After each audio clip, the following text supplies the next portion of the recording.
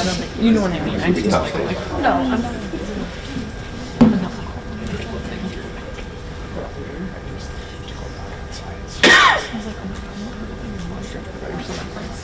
Start promptly at 11 o'clock. Good morning, everybody. My name is Chris Ashbury. I'm the Assistant Deputy Commissioner in the Strategic Initiatives Bureau for the NYPD. And today we are going to be talking about the NYPD's augmented reality application.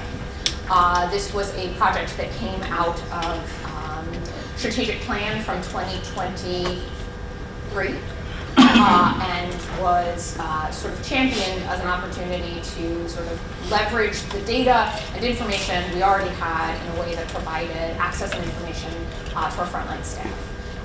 The Strategic Initiatives Bureau is sort of the research and development R&D end of the department. So we have the opportunity to come up with innovative tools, innovative programming and policies to better improve the department's mission of fighting crime.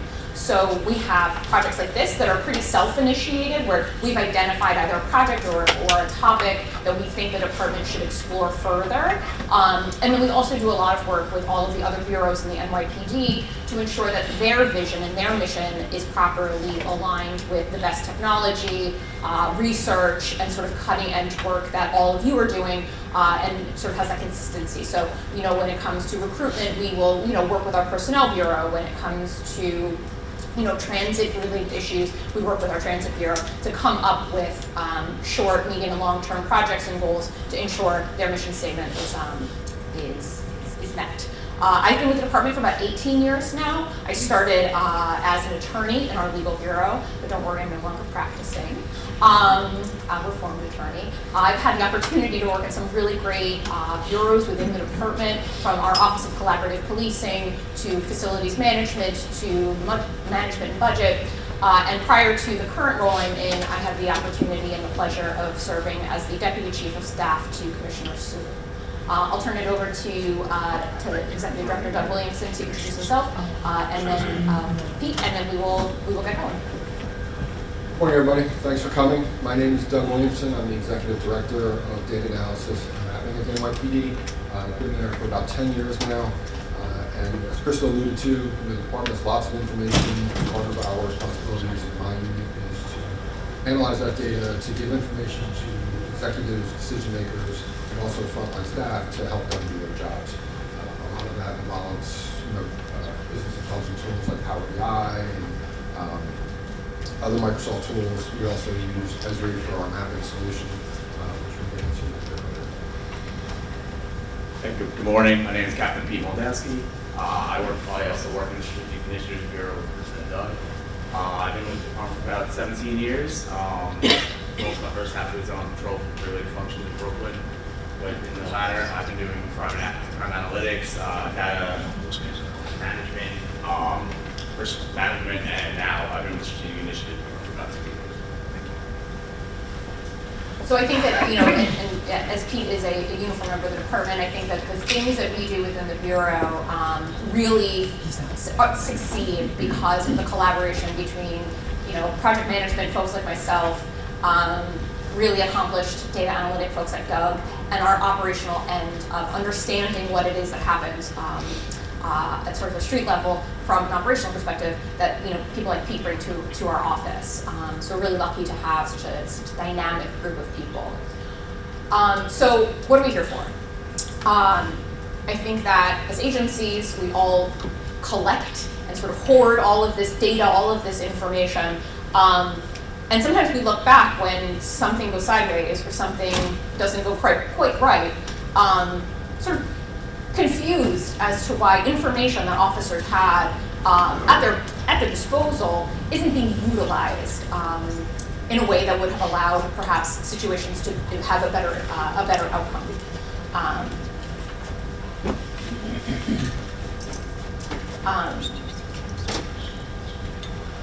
But the problem that we have oftentimes is that information is in locations that might not be easily accessible, it might not be navigable, and when we don't give officers the right tools to access that information, it's really no surprise that they're not actually going to utilize it in any real way. And now, when you think about how young our officers are and how tech savvy many of them are, if we don't do it in a way that makes them want to engage with that information, they're never going to touch it. And really, finding ways to appeal to, young people, young officers that were raised on smartphones. When you think about, I got my iPhone in 2008, right? So we're talking, most of our police officers now are experiencing that. So, what is it? Our augmented reality application provides officers real-time access to our pre-existing department data in a rapid and user-friendly manner. We're pretty sure this is a first-of-its-kind application, and it really is a situational awareness tool for patrol. We also find there to be improved public safety outcomes because it allows the user to access all of the information from all of the department databases, and they can make better informed decisions before taking any action in a location. We sort of use this idea of the AR landscape or the AR view to describe this sort of primary feature where it allows the user to view geospatial data in an augmented reality setting and interact with that data by viewing it through the camera's device, right? So it really is just like holding up the phone and like moving around so that you can see what's around you in the scene. I'm gonna be very honest, when I first, so I came into this project after a lot of this work had already been done. And I don't know if this is a good or bad sign, but it's like, oh, it's like Pokemon Go for criminals. And I don't know if that was endearing or like horrifying to the staff as they're like presenting this to me, and I'm like, oh my god. I did want to make a pun for the name of the presentation. They definitely vetoed it. My niece and nephew were so disappointed that I didn't get to make a Pokemon Go presentation. That makes Gotta Catch 'Em All even better. It's so good. It's really very simple, and Pete will go through like how officers access it, and we have like a whole slide on that. But again, you're really just holding the phone up to the scene you're at, and it augments the view. So you create this perspective with the geospatial data. You can use it. The officers utilize the location, and you can see any of the interesting data sets that you might want to know about, right? So we've got, I don't know, how many, 50, 60 at this point, yeah? Yeah. And it's everything. It's domestic violence incidents, it's the residents of parolees or sex offenders, it's shooting locations. And I think that depending on the utility or the use that the officer is looking for, whether they're a DV officer or just out on patrol, you can sort of play with it and figure out, what do I need to know about the place that I'm buying coffee, right? I'm pulling up, I want to get a cup of coffee, I want to grab lunch. What's sort of the area that I'm in right now? How do I make myself safer and make sure that the actions I take once I get out of the car are the best they can be? The thing that I find really interesting about this, and really why we wanted to talk about it today, is that we basically built this in-house. It's super efficient and ultimately was a relatively low-cost application to create. And it has utility for any agency, right? Whether you have 15 police officers not accessing domestic incident reports or 17,000 police officers not accessing those reports, we're all guilty of not utilizing that information. We can make it so that you can. We want that officers to have the best information as soon as possible. And again, it just really provides that. As I mentioned, right, cops today constantly on their phones, but I do think we took a lot of time to try to create something that had that stickiness so that when they did access it, they wanted to use it.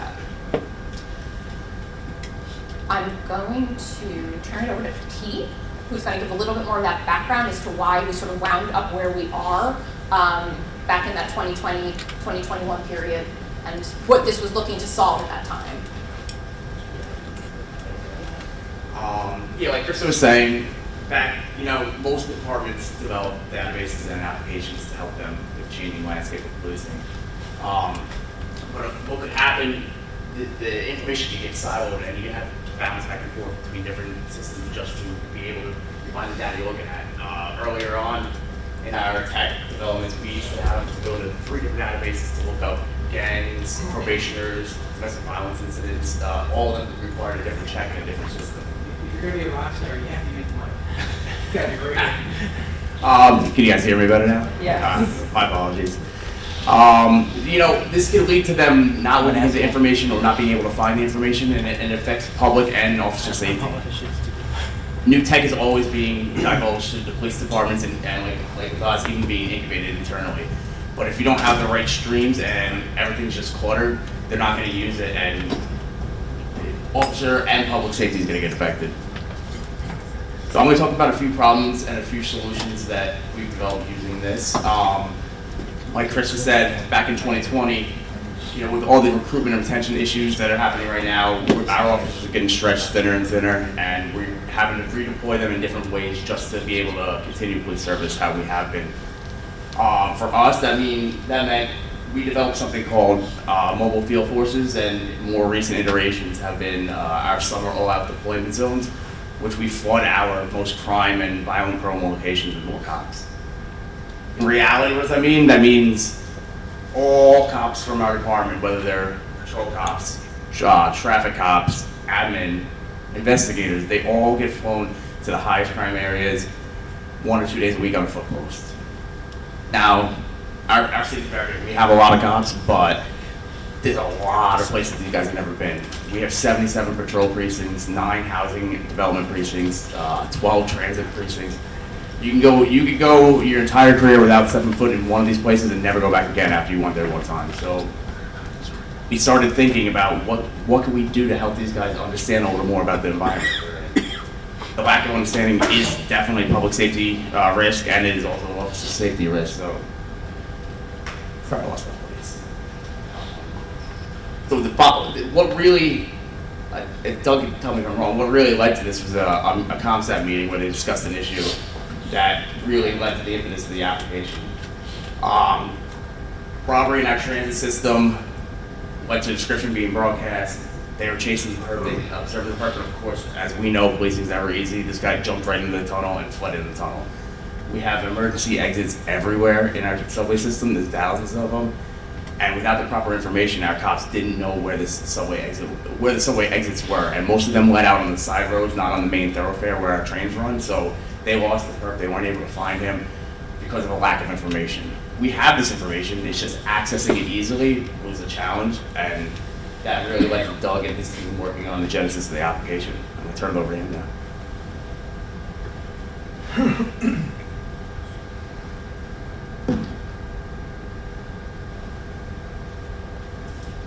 Okay, so as Krista and Pete have alluded to, the department has no shortage of information.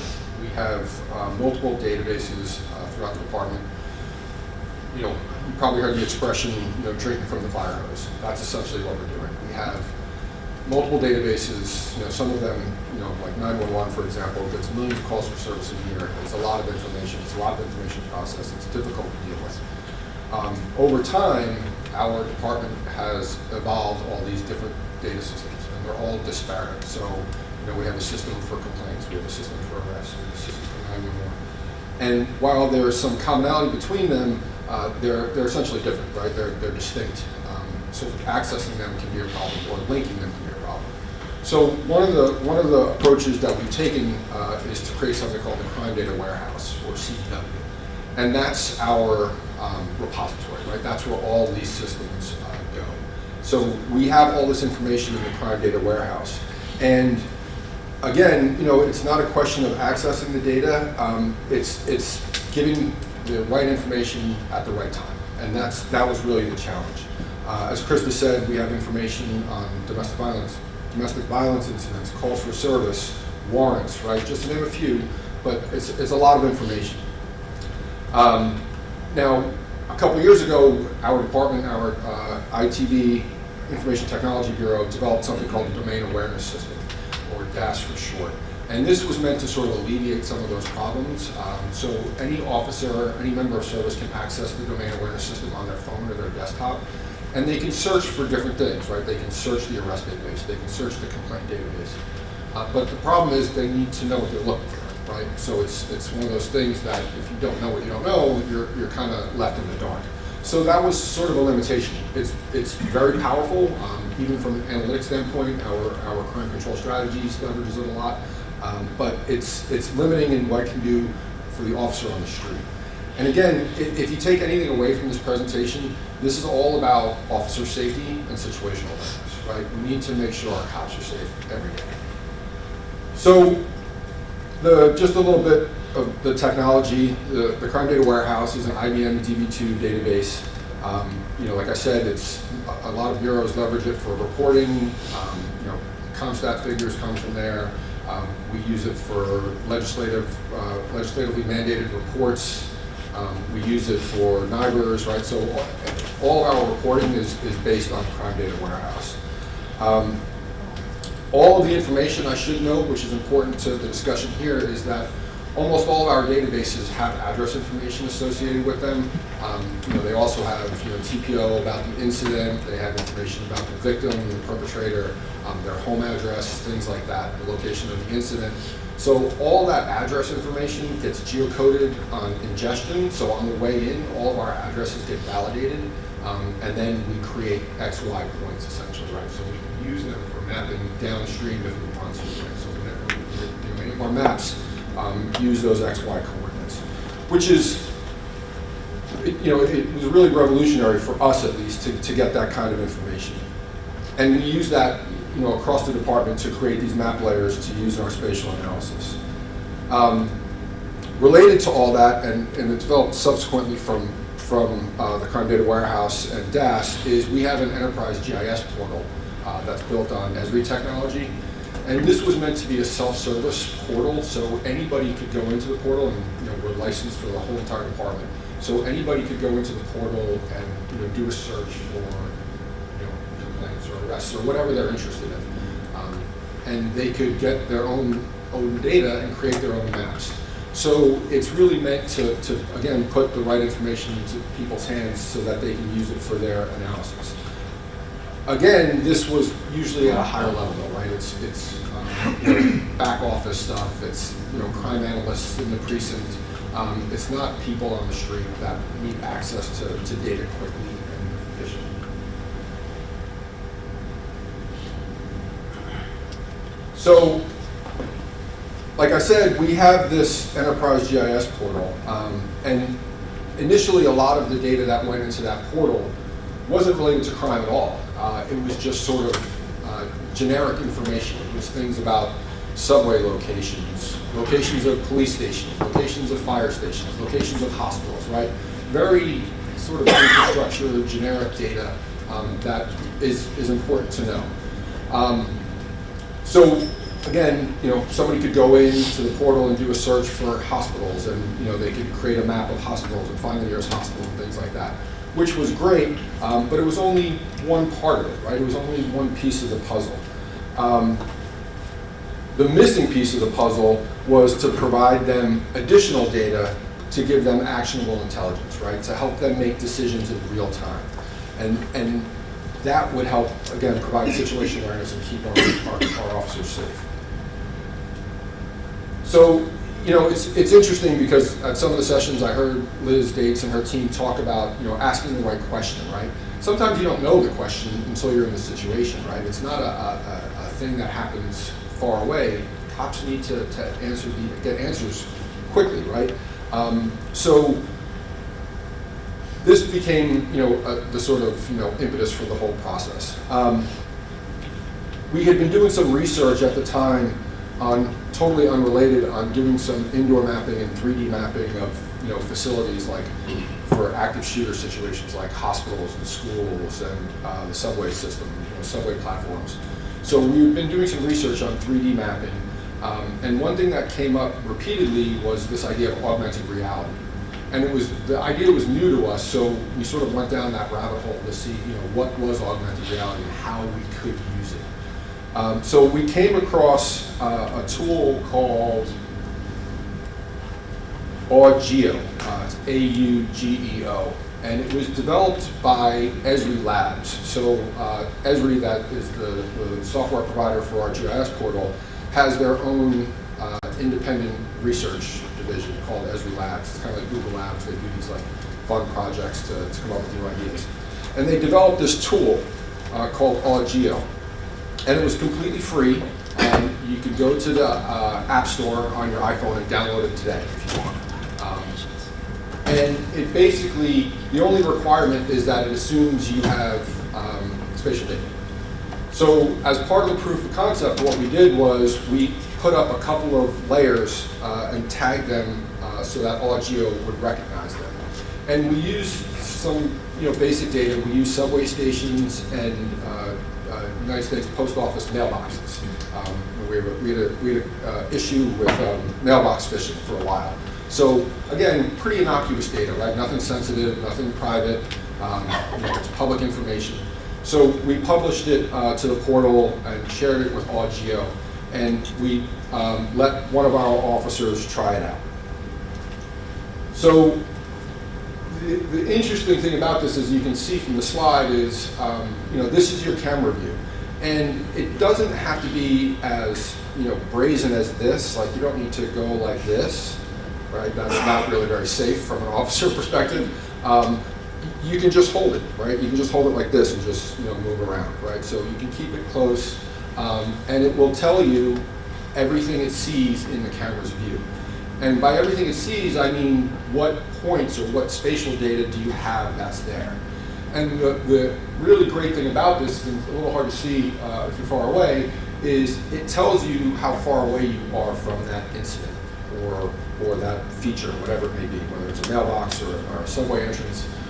So even if there's buildings, right in your field of view, if there's a subway entrance on the other side of that building, it will show that on the view and tell you how far away it is. So this really gave a lot of contextual information for people, or it could give a lot of contextual information. You can also see in the bottom left, there's this sort of overview map that has little dots that tells you what points there are and what your current field of view is.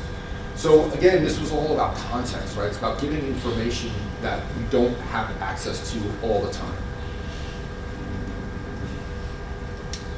So the way we approached this is we started off with a beta test. And initially, we just gave this to one person. We just said, does this work? Does this make sense? Can you use this information? And again, it was basic data, the subway entrances. But they said the feedback was positive, and they said, yes, this provides a lot of situational awareness that we didn't have access to. And they started mentioning other things that would be helpful, right? What's the closest hospital, and how far is what certain features. So that sort of gave us encouragement that we could add to this and build upon this and make it more useful. So the next step then from that was, okay, now that we have all this information about our innocuous data, the harmless data that anybody has access to, let's add crime data, right? Let's add information about arrests. Let's add information about domestic violence. Let's add information about complaints. So what we did was we leveraged the crime data warehouse. We took the XYs from the crime data warehouse and we created all these layers for all this crime-related data. And then we also included additional information, the perpetrator's name, their home address, their description, their demographics. We also included photos if they were arrested and they had a NYPD and they had a mugshot. We included that, so then the police officer on the scene could see the actual individual that was behind that information. And then what we talked about was we obviously had to run it up the chain, right? So we had to get buy-in from the top. And at the time, as Chris alluded to, we were working on a strategic plan. We had something called an Innovation Steering Committee that was already talking about how to use technology, how to leverage technology. So we brought it to the commissioner at the time. She was a huge fan. She was a huge champion, a huge proponent. She said, yep, let's do this. This makes a lot of sense. Let's see if we can bring this to fruition. So then we kicked off a comprehensive pilot, which Chris is going to talk about. Prior to really diving into the idea of a pilot we wanted to continue this proof of concept, right?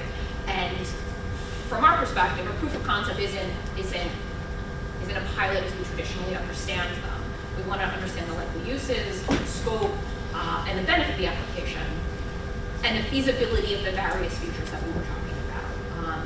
Again, we didn't want to pilot it. We weren't trying to pressure test it. We wanted to see if, again, expansion and whether or not it worked. So we looked to find a location with active cops in a supportive environment from a supervisory and executive perspective, and finding police officers that were excited about using this kind of technology. Because with the feedback that you get from this proof of concept and working with these officers that you can get to be engaged, you can start figuring out the deployment strategy for a larger pilot, where you will have those troublesome folks that don't want to participate, people who are uninterested in accessing the information, and potentially some supervisors that aren't going to be as supportive perhaps. But we needed to make sure that we could make it all work first. So like I said, we tried to find a command that would be supportive and allow, again, officers time to focus groups for us to go in and have these conversations with them. So, we were really doing a scan, and that's part of the reason it's also, again, nice to have in an environment like ours, operational executives that can say, listen, I know the CO of this command, this guy's gonna love this, let's try it here. So ultimately, that's what we did. We went to, in May of 23, we started this initial launch. And again, this is not the ultimate application that what we did in this proof of concept. It was the one that Doug sort of talked about when they did that sort of scoping conversation prior to the more, with the Esri application. So we picked 20 police officers in PSA 3. And PSA 3 is a public housing, public safety. Public service. Wow, that is bad. I can't remember that. So they are precincts that sit on top of our traditional precinct, 77 precincts, and these PSAs sort of sit on top of the boundaries of a number of different commands, focusing on the issues related to individuals that live in housing. So it's an opportunity to really talk about from a community policing perspective and dealing with the kinds of crimes that we would want to see sort of better situational awareness, whether it be DV incidents, robberies, break-ins, things like that.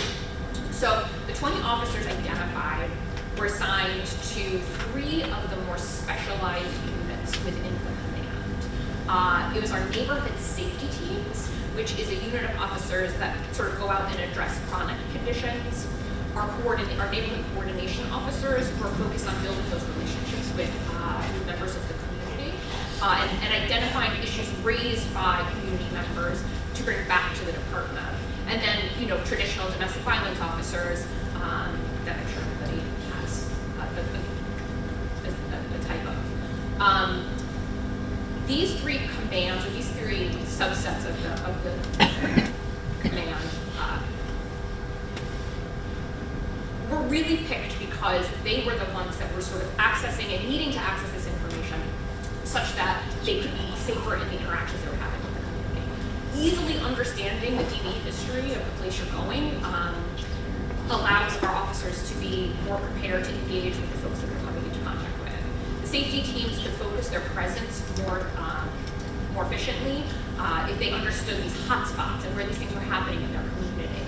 And whether, again, it's drug sales, shootings, increase the number of GLAs, which I think has been a topic of conversation for the last 18 months.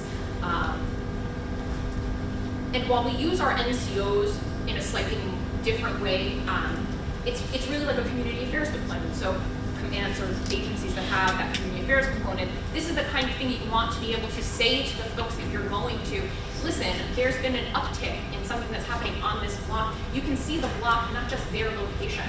You can see the block and not just the robberies. And it provides you a better opportunity to engage with the community. So we made the Esri application available to these 30 officers, for 20 officers for 30 days. And we did, again, a number of focus groups, and we received a lot of feedback on the user experiences. after about 2 weeks of that 30 days, we wound up recruiting some additional end users from the area in sort of, again, these specialized units. So it's our warrant squad, gun suppression, narcotics. Our chief detectives got very excited about it, as did our chief of crime control strategies. Again, folks that are into data, into understanding environmental issues with respect to crime. And these particular units provided a lot more feedback on the data sets that people are interested in, right? We could identify, I think it's DV, I think it's Pearl, but the folks are actually wanting to look up what is happening in their area, provided the concrete information we want to have so that we're including the right things. So the focus group feedback provided that institutional buy-in, right? You don't want to just do things to people. You want them to have a voice in what it is they're sort of experiencing.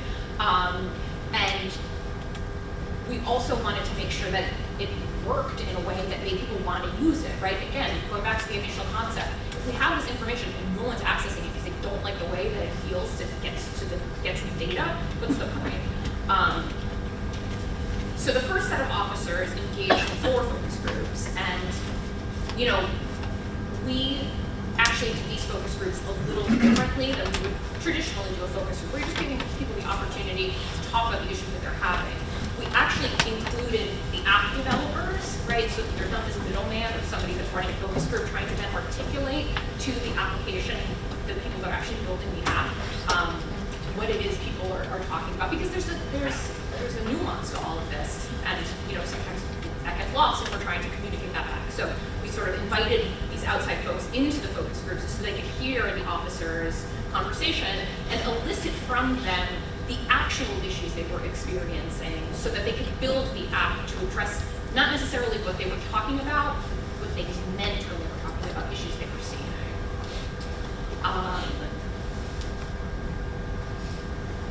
The general user feedback was phenomenal at the start. And they really liked how easy it was to use, and it was a very good initial set of feedback. But they did provide us some really good comments to come back with and really develop it further. They talked about how helpful it was when they encountered large groups of people so that they could understand what has been happening in that area previously, that would provide some context. The background and the history associated with the location, it allowed them to feel better about going up to someone and sort of having this interesting conversation. They used it for proactive police work, but they also gave us really good guidance on ways to improve it. There were some back and reset button issues that they were this doesn't work, I have to keep logging in, how do I keep logged in and not have to keep signing up? They said to use that fingerprint, right? So the fingerprint, so we used to use the facial recognition when you open your phone and it's back up. We made that part of the application. And since we already had so much of these data sets in the application, we were doing the thing we were trying to avoid, which was inundating them with a bunch of stuff and they couldn't find it. So they actually gave us a lot of good feedback on how to sort the lists of information, the lists of data sets that they were trying to choose from, both alphabetically, but then once again, what are the ones that people are most interested in that we're seeing the most usage of. So Lawrence is at the top, even though it's W, but that's the one everybody wants to see when you're coming up to a location that you're not familiar with. So upon the completion of the proof of concept, we sort of shifted into a more traditional pilot rollout of the application. This was not pre-selected staff. This was whoever works there is gonna get it, and we're gonna have to feel out what that feels like and how the feedback they give us. So you're going to get the unengaged, sort of malcontent police officer who's I don't want to do this, I don't want to use this, and you're going to hear back from them how that feels and how they're using it. But this is when we shifted from the original application to the version of what we have now. And that it shifted onto our, I'm going to say some stuff, I'm just going to keep looking at Doug to make sure I don't get anything wrong, our Microsoft platform, right? That's it shifted to there. So now that it was available within the department's actual phone, right? Everybody had it, and we listed it sort of the area where like your search does it. I just look for things. That's the tool you're going to use. Since we started in PSA 3, we sort of expanded the pilot from there. So the first phase, we rolled out to the rest of the commands of the officers that are assigned to the PSA, and then the precincts and detective squads within the PSA, right? So if it's PSA 3, the handful of Brooklyn commands, we rolled it out to the Brooklyn precincts first. That was in about July of 2023. And about 6 weeks later, we continued sort of like marching out from Brooklyn, expanding into all of Brooklyn North, and then sort of continued on. During that time, we're sort of creating training materials and documentation to provide to officers to understand what this thing is. We did a roll call training where we did some in-person with the commands as they rolled out, so going to the commands, talking to them about it, showing it to them. And then we also did something that we have with video. We have an NYPD, it's an online platform that we upload videos to when we want to really hit 35,000 people with a training message that we might struggle with if we're trying to get on free platoons at roll call training. It also is kind of helpful, it's not kind of helpful, it is helpful to have that as something someone can go back to, right? So at any point someone doesn't remember some portion of the app, doesn't remember how to access something, they can always go back and look at it. It's available online through our platform. In October of 23, we expanded to the Bronx and Staten Island, and then finally by the end of last year, we did a full citywide rollout. But we've talked a lot about how we got here, and I can show you a quick video of what it looked like. But Pete's going to talk a lot in more detail about how to access it, what it looks like, what it feels like, and sort of how officers are generally using it in the field. Yeah, we aim to make it as user-friendly as possible for them, because the easier, the more likely they'll use it. So it launches on a department-issued smartphone. In our case, we have an iPhone. We have a search application here, which is where we conduct all our searches.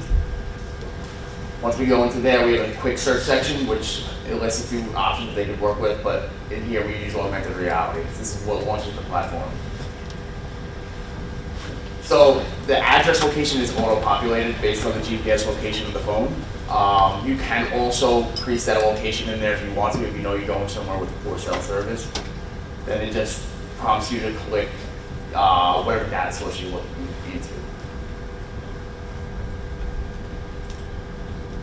As I said, there are a lot of them. Some are pushed to the top, and I'll speak a little bit more about that later. But in this example, we're on Park Row in Manhattan, which is right by police headquarters, just to do the example.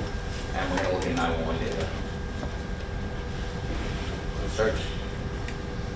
This just shows you all the recent 911 calls in the area. Not too many in this example right here.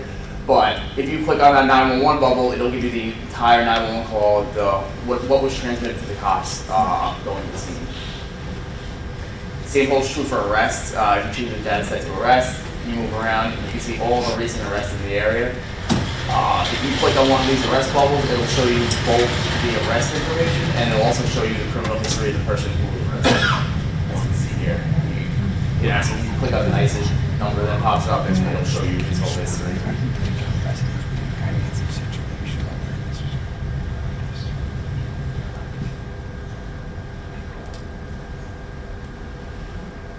The more the officers play around with this, the more they'll know, be aware of the areas they're in.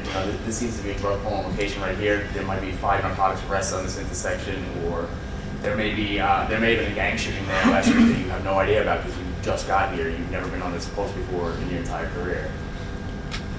Like Chris said before, we have like 50 or 60 data sets. This is all our data sets. For the focus groups, they really honed in on ease of use and prioritizing some of them. The ones that are more, like she said, it's alphabetical, so we have 50 things they're scrolling through back and forth. The groups pushed us to move more of the proactive data sets towards the top. We have our shootings, our homicides, our arrests, and our domestic incident reports are all on top. But those cops that are out there, the neighborhood safety cops, the public safety cops, they're out there, they're fighting crime, they're active cops. So they also wanted our gang affiliation hits on there. They wanted our active warrants, our active investigation cards. We push all that to the top, the things that they're going to use most commonly.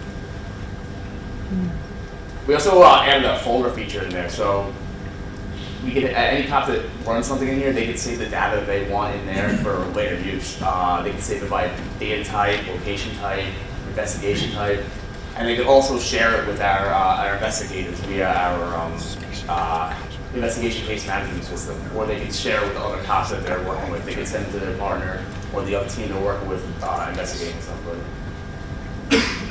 It's very easy to do too. Just click on the folder, click add a folder, and title whatever you want to title the case folder for. So with that, you can send it around through either through the job phone or through our enterprise case management system. So, right, we think it's a great app. The officers we're talking to think it's a great app. But at a certain point, you have to sort of institutionalize the utilization of anything that you're rolling out to a precinct or to a department, especially one as large as ours.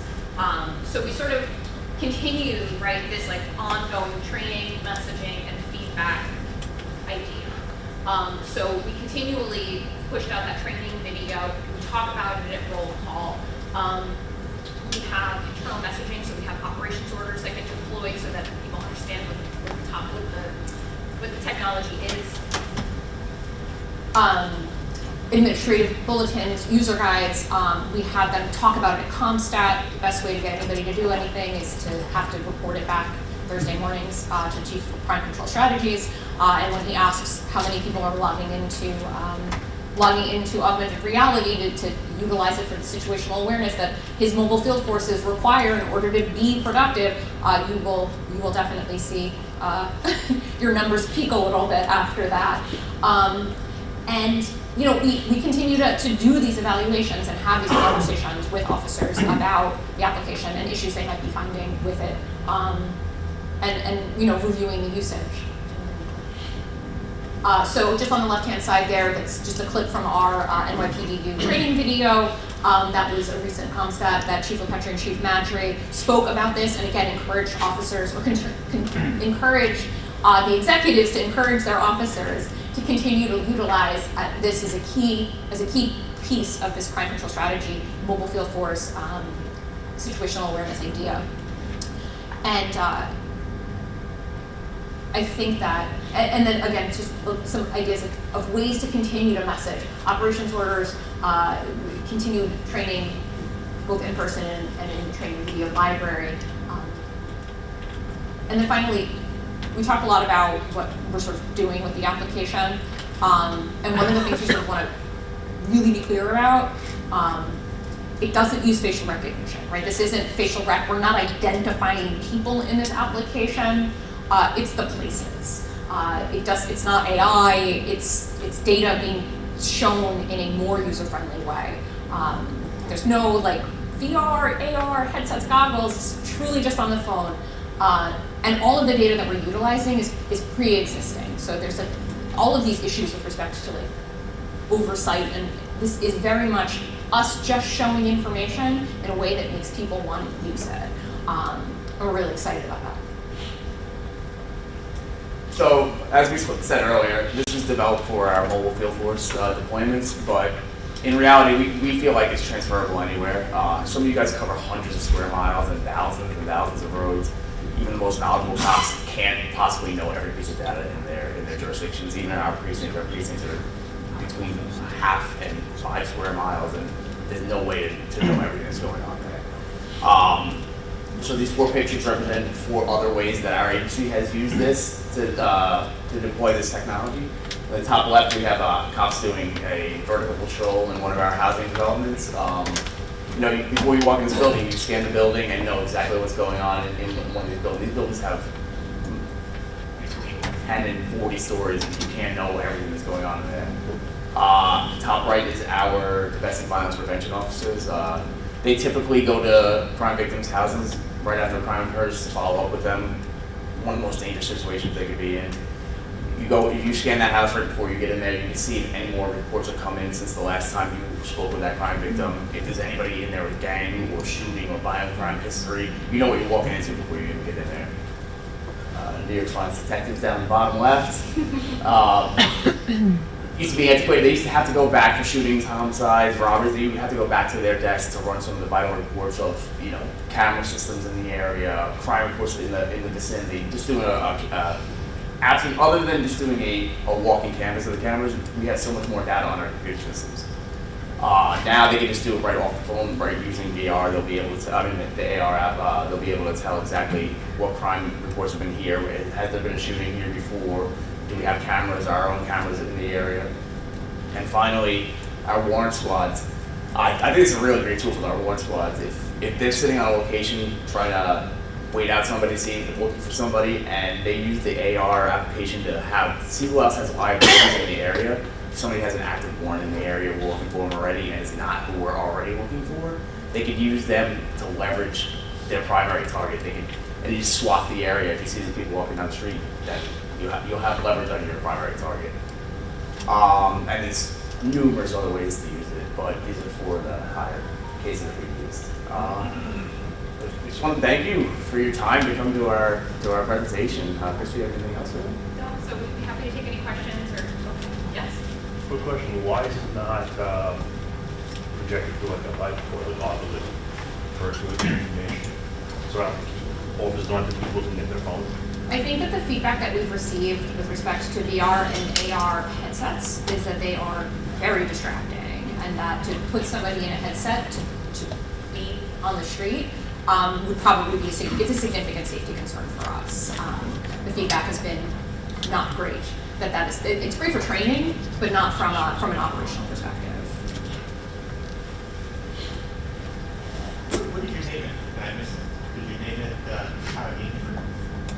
It's just like an application within our application. We call it Street View, NYPD Street View, but it's just an augmented reality.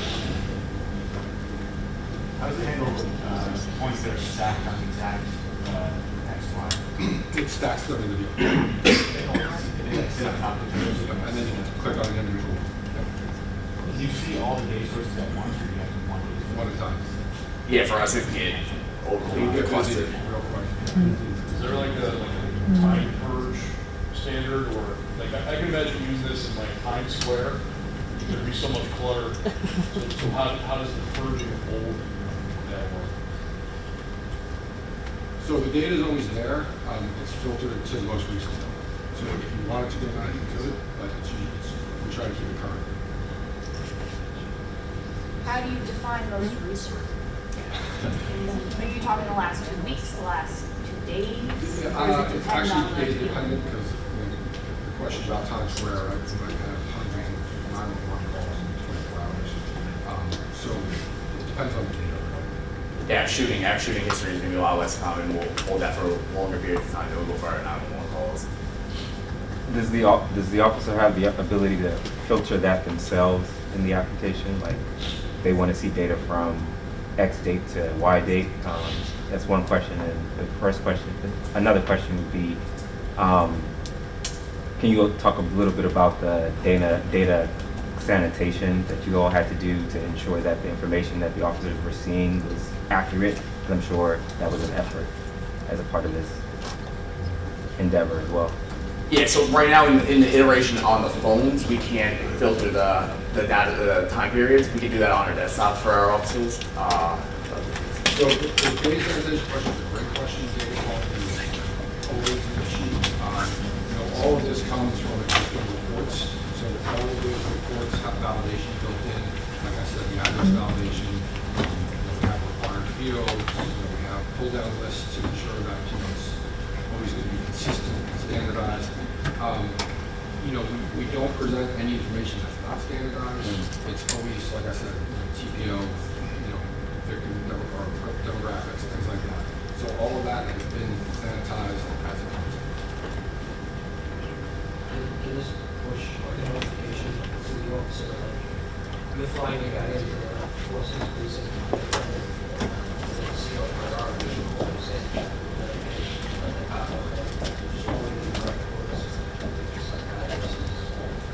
Not via this, but we have a messaging application separate from this that can push any flyers or push any messages from seals or commands. We also have our intel packets via QR on them now, so wherever they're reading up, they'll blast a QR code and they'll see what the priorities are. So if they get an alert from the other system about, the intersection of, whatever, Jordan Avenue or the Bronx, right? Then when they go there, then they just need to open up the phone and then all the information. The messages can be, our messaging app too, can be sent via proximity distance, so if you're in a certain area, you push it to all the people right there. I know you mentioned that you monitor login as a metric of use. Do you monitor anything else for usage? I'm not aware of that we do. You mean like, where they click and things like Whether that? they use that information to affect an arrest, anything else? Yeah, no, I mean, the only thing we keep track of then is just where they are when they're using it, when they log in, and that's about it. The effectiveness, we could track though based on the officer, the individual, and then to see if they made an arrest. So we could do that, yeah. Sure. And can you monitor time using it too, or is it just login? No, yeah, we can. Yeah. Like, this seems really useful. You talked about all its different applications. Can you give me a success story using the data and the officers? Like in real time. Did you get any it's very hard to measure success with this because success is not having a crime happen or not having a shooting happen. More particularly, this is more for their awareness, not all. We've had the warrant teams work with it. I don't have a specific example, but we've had the warrant teams use this to leverage people. Same thing with the detectives, enhancing and speeding up their casework. I don't have a specific one, but this feedback we've gotten from them. In the pilot, there was, one of the housing officers made an arrest. Within the first 2 years. But, it's a really good question, but also, like I said earlier, it's still about situational awareness. Which one we choose, just give them a heads up, literally a heads up. Does it, particularly in housing units, does it provide like neighborhood information? Yeah. Sets of Yeah. Do you have any data sets that are not proprietary to the NYPD, like any of the state data systems that are feeding this? Did you run into any issues with that? E-justice, industries? Well, so a lot of our institutional data comes from other sources. From the city, we get data from other agencies like city planning, fire department, emergency management, things like that. The only outside data we have is all information and those summonses. And we already have an MOUs in place with them, so it's not So none of the state data database discusses, okay? I just foresee that being a problematic issue. As soon as anywhere outside the city. No, but it's also only inside the city, right? So like if I open my phone right now, it would say unable to access information outside the city. But I think that those are very valid, like that's a very valid concern for municipalities that have different situations than us. And I don't think that there's anything about this that can't be overcome, right? Like we did this because this is what New York City needed. I don't think that there's anything about, as far as the idea of it and the creation of it, that can't be more inclusive of data sets outside of the ones your agency manages. So to your point, a DMV or something like that. I don't, there's no bar to that. It's just not something that was necessarily put into this. The DMV data goes to this too. Take it back. DMV data isn't there. Couple questions. So what vendor supports this? So this, initially, like I said, we were using the free tool from Esri. So Esri supports our HIS portal, but this, the final version was developed by Microsoft and they support. And the second question, so what's next? Like, how long are you going to evaluate it? You want to spend a year almost? What's going on next? I suppose, Chris, do you want to start? No, go ahead. So I think, getting additional data sets in there is important. I think somebody mentioned like the ability to filter and things like that. I think there's some usability tweaks that need to be made.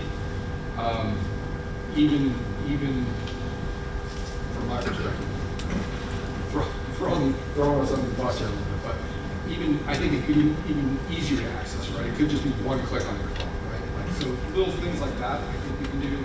I think when somebody raised a question about evaluation, like how are we using this for crime enforcement, right? Is it successful? I think those are things. Is there a proximity, adjustable proximity that Yeah. you can set? Great question. Yep, you can adjust the radius. Yep. Because that goes to the point of individual data sets. Some are limited, some aren't, right? So, if you're talking 911 and you have 100 911 jobs within 1,000 feet, that's going to be too much information. So you just narrow the window down and just see what's in your immediate field. We hone ours into like 1, 2, and 300 feet for the most part. We have it's a lot of condensed data. And that was all feedback from initially in public housing, because to Pete's point, some of these developments have 10, 12 buildings, 40 stories, thousands of residents, thousands of crimes, right? So they were like, we're getting too much, and so the stack sometimes it becomes a big stack. Say one of us wanted to adopt this, like, could you all talk a little bit about what the first step would be, the cost related to developing something like this for our own, I guess, department, jurisdiction, whatever? So from our department's perspective, and again, we're in a different situation than many of you maybe. We had the ESRI portal in place already. So that was a huge savings to us. All we needed to do was download that free app and just tag some of our data. And that was it, no cost, right? Once we got into this whole app development process, that was a modest cost, but again, it was all, a lot of the code was already published, so it was really modest. Our developers downloaded it from GitHub, from Apple developers, so it wasn't really that expensive. It's just you need people that are really familiar with your data, and then have the ability to develop. You have one next to it?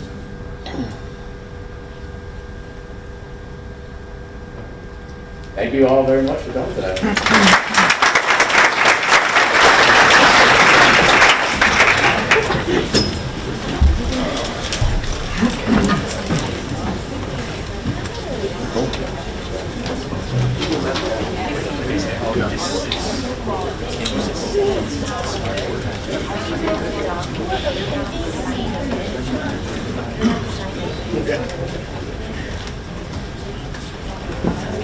All these presentations posted someplace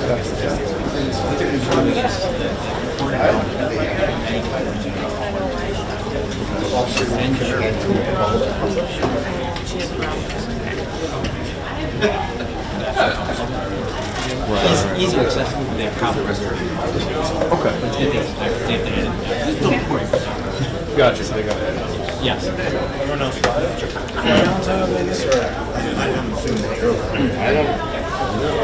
think they flew. Oh, I hope so. Yeah. Hey, how are you? Good, sir. Great job, sir. I'm like that. Hey, Scott, I'm John. Hey, I was in that presentation. I used to work for Austin. And it's interesting because that case that you mentioned before was in 2016. That's back when your unit was a SIPU, Special Investigations Prosecution Unit, I think it was. But